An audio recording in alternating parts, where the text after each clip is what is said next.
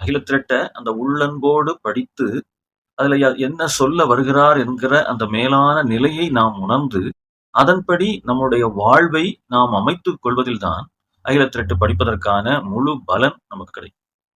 மத்தபடி நம்ம மேலோட்டமாக படிப்பதால கிடைக்கப் போவது இல்ல.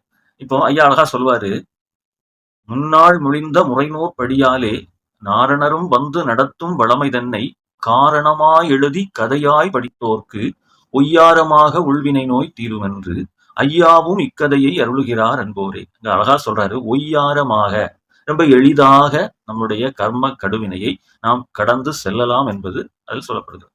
அப்ப அதுல அழகா சொல்றாரு பாருங்க, காரணமாக எழுதி கதையாய் படித்தோர்க்குன்னு சொல்றாரு. அப்போ அதுல சொல்லப்பட்டுள்ள விஷயங்கள நம்ம ஆய்ந்து உணரணும். அதுலதான் முக்கியத்துவத்தை ஐயா நமக்கு சொல்றாரு. அப்படி நாம் உணரும் போது மிக எளிதாக நம்முடைய கர்ம அந்த கடுவினையை நாம் கடந்து தர்மயுக வாழ்வுக்கு நாம் செல்ல முடியும். இதுதான் அதனுடைய பொருள். அப்போ நம்ம இந்த அகிலத்திரட்ட நம்ம அந்த கோணத்தில் நம்ம கொண்டு செல்லணும். இன்னைக்கு அப்படி கொண்டு செல்லக்கூடிய விஷயம் ரொம்ப அரிதாகத்தான் இருக்கிறது.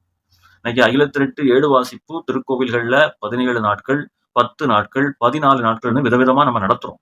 ஆனா, அதுல எத்தனை மக்கள் அதில் பங்கெடுத்து அந்த ஆகமத்தை ஆய்ந்து தெளிந்து கொள்கிறார்கள் என்று பார்த்தா, மிக சொற்பமான ஒரு விஷயமாகத்தான் அது போய் கொண்டிருக்கு.